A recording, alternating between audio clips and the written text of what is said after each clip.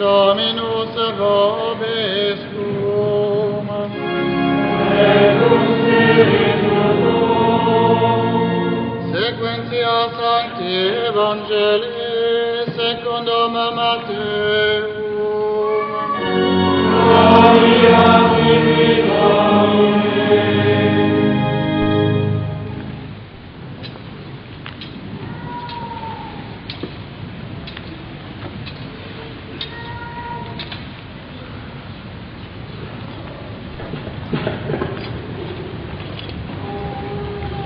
E nello tempore dixit Iesus discipulis suis, cum videretis abominationem desolationis, que dicta est ad Daniele propheta, stantem in loco sanctum, qui legit intelegat, tunque qui in Judea sunt fugiant ad montes, orate autem, ut non fiat fuga vestra iniem vel sabbato. Eritenem tunque tribulatio magna, qualis non fuit ab initio mundi, usque modo neque fiet. Non fieret salva omnis caro, sed propter electos breviabunto dies illi.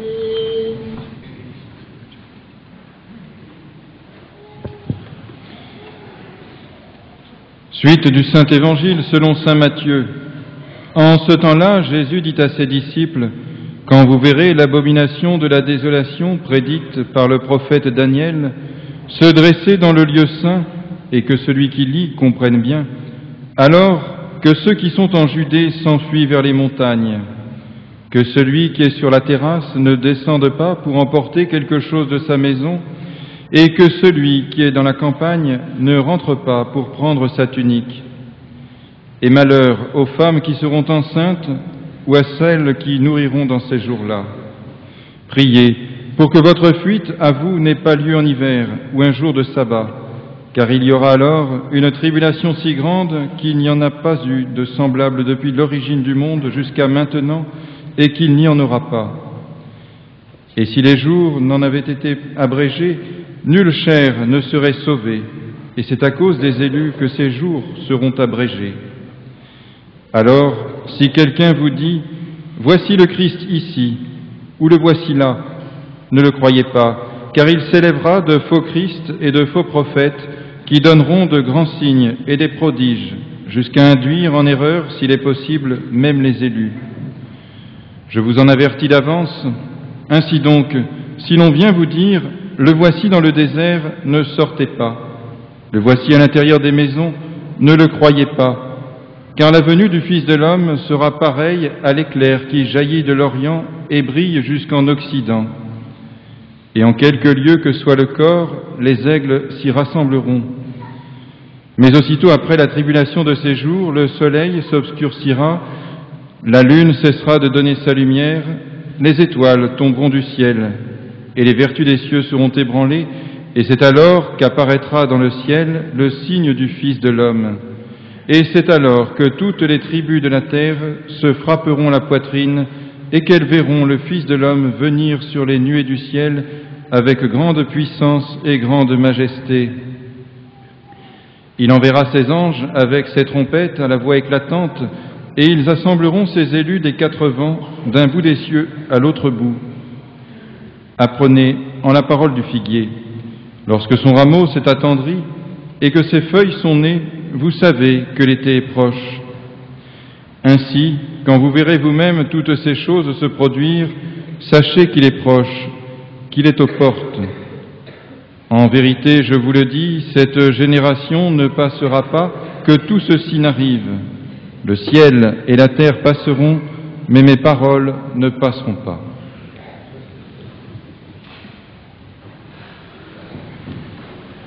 Mais à cause des élus, ces jours seront abrégés. Au nom du Père, du Fils et du Saint-Esprit, ainsi soit-il. Mes frères, vous venez d'entendre la prophétie du Christ quant à la fin des temps. Et cette description peut vous sembler effrayante, et pourtant, cette affirmation du Christ, que ces jours difficiles seront abrégés grâce aux élus, cette phrase doit nous remplir d'espérance et de zèle. Au nom de quelle vérité les élus, c'est-à-dire ceux qui cherchent à aimer Dieu ici-bas et qui vivent en état de grâce, mais aussi les âmes des saints qui contemplent Dieu, au nom de quelle vérité ces âmes peuvent, nous-mêmes, pouvons abréger ces jours difficiles. Nous proclamons dans notre credo, je crois en la communion des saints. Qu'est-ce que signifie cette vérité? Mes frères, nous avons tout d'abord l'exemple sublime de notre Seigneur Jésus-Christ, qui a prié de nombreuses fois, de très nombreuses fois, dans la solitude, pour ses apôtres, pour ses disciples, mais aussi pour la pérennité de l'Église qu'il va fonder. Cette prière, en fait, s'adresse à chacun d'entre nous qui avons été incorporés au corps mystique du Christ dans son Église le jour de notre baptême.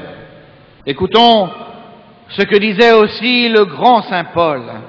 Dieu, il parle de notre Seigneur, Dieu l'a établi chef de toute la multitude, qui devient alors son corps, son achèvement, et c'est lui qui agit de toute manière dans tous les membres.